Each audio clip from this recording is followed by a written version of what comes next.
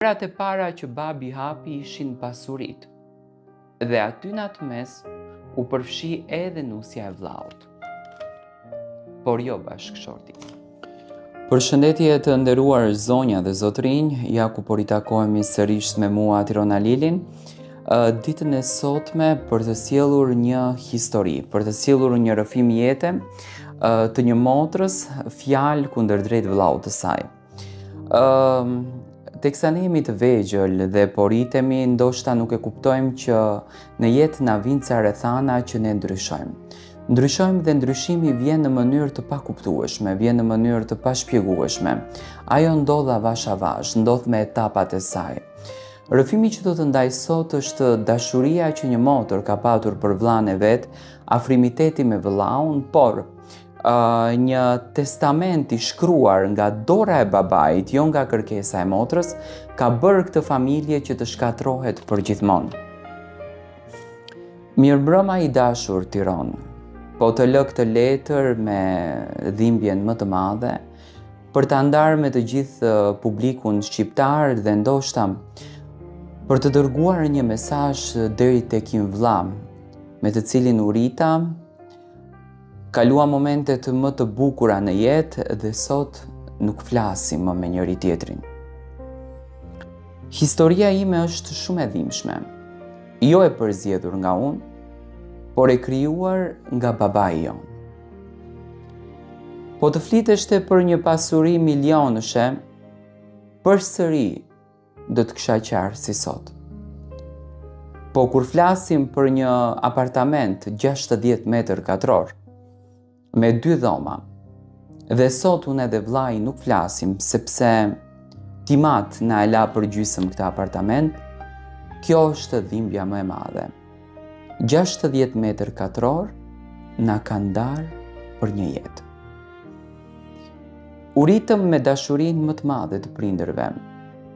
Imat punonte me nderin më të bukur, punonte me shpirtin më të pastërt, vetëm e vetëm për të na arritur me ndershmëri, për të na arritur me pastërti, që ne të merrnim edukatën që duheshte marrur, jo edukatën që është krijuar.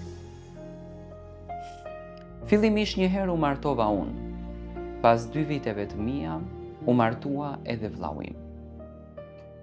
Kalonim jashtëzakonisht bukur. Kur them jashtëzakonisht bukur, i kujtoj me shumë nostalgji ato momente. Unë shkoja shpesh tek prindërit e mi derisa ato ishin gjallë. Bashkëshortin shqyqyr Zotit, Zoti ma dha ashtu siç unë e kërkoja. Ishte liberal, kishte marrëdhënie jashtëzakonisht të bukur me familjen time, gjithashtu edhe unë respektoja pafund familjen e tij. Ditët kalonin, bisedat për pronë derisa ishte babai nuk bëheshin. Por në momentin që babai u shtri në shtrat, u sëmur, gjërat e para që babi hapi ishin pasurit, dhe aty në atë mes u përfshi edhe nusja e vllaut. Por jo bashkëshorti. Imat kishte lënë një testament 2 vite para se ai të sëmureshte. Do me thënë konkretisht, i binte pas 2 vite martesën e vllait, sepse vllai kishte bërë 4 vite që ishte martuar. Ishte interesante që babai e kishte ndjerë ndoshta që nusja edhe mund të bëjë sebepi që për pasuritë të na ndante. Ditët kalonin jashtëzakonisht shpejt. Edhe Imat na thëriti mua dhe vllaun te krevati, ku ishte i shtrirë më në ditët e fundit të jetës, edhe na tha: "Unë e kam ndarë pasurinë dhe këtë apartament që unë e kam blerë me nder, që jetoj sot vetëm këtu, pasi që vllau me nusën u ndanë sepse ishte vend i vogël, unë dua t'ja lej gjysmën ti me bi dhe gjysmën djalit ti." Në atë moment, fytyrat ndryshuan. Nusja nxori krejtësisht një fytyrë tjetër. Ajo doli në tjetër njeri.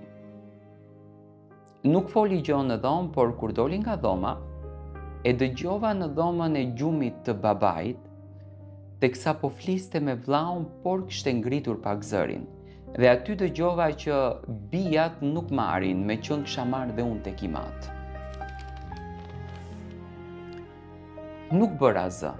Mendova që do të qetësohen edhe do kalon, sepse unë përsëri do t'ja lija vllaut tim, nuk do ta merrja. Pas një jave babai vdiq. Gjatë varimit të babait dhe traditave që janë që ne hapëm derën për të pritur, në ditën e dytë të mortit, nusja vjen dhe pa turp fare në sytë të gjithëve. Thotë që unë nuk kam vend këtu, asaj që i është shkruar gjysma e pronës, le t'ju pret dhe le t'ju përcjell. Dhe prej sot, në shtëpinë time, kjo nuk mund të shkelën dot më këmbë së bashku me familjarët e vjerit tim. Prej asaj dite që u turpëruam në të gjithë zonën, të gjithë na e bën muhabetin, sepse vim nga një vend i vogël, kush e mbronte nusen e kush më shante mua, kush e shante nusen e kush më mbronte mua, ne nuk kemi hyrë më në derdhët e babait ton. Janë bërë 3 vite që kur ka vdekur babi. Edhe unë në çdo ditë e çdo natë jetoj me shpresën që ndoshta një ditë ky vëlla do të vit më hap këtë derën edhe të më thotë: "Oj motër, u bë një gabim. Hajde tek vllau të jetojmë këto ditë që na kanë mbetur e të kënaqemi me njëri tjetrin." Por kjo gjë nuk ndodh. Im vëlla akoma mban inate të një pasurie që unë më pas ja dash. Unë shkova, në nënshkruajta dhe hoqja dorë nga pasuria, sepse im shoq më thonte: "Nuk është e bukur që për 60 metër katror të mos flet vëllai me motrën, të mos flasin fëmijët e të shkatrohet i gjithë fisi." Unë e mendoj që ky ishte një arsyetim që nusja vetëm e donte që unë të mos i shkel në derë, se nuk është në pyetje 60 metër katrori. Ajo nuse, a nuk e mendonte që unë nuk do ta marr? Ajo nuse, a nuk e kuptoi që unë kam shtëpinë time dhe nuk ka çfarë më duhet ajo pasuri? Gjithsesi jam shumë e thyer në shpirt. Uroj me zemër që vllau im me inicialet D.S. ta dëgjon këtë rrëfim, edhe të kthehet, të bisedon me mua. Nuk dua asgjë, dua thjesht një kafe. Një kafe për ta kuptuar që unë nuk kam gjë me të. Ai e di shumë bukur sepse ka ardhur ka nënshkruar për pasurinë. Të paktën le të kemi një afrimitet qoftë edhe jashtë. Nëse nusja nuk më do, unë në shtëpi nuk i shkoj. Por të paktën vllaun tim diku në lagje, në kafe, në zonën ku jetoj, ta takoj, do të ishte gjëja më e bukur që unë ta kaloj.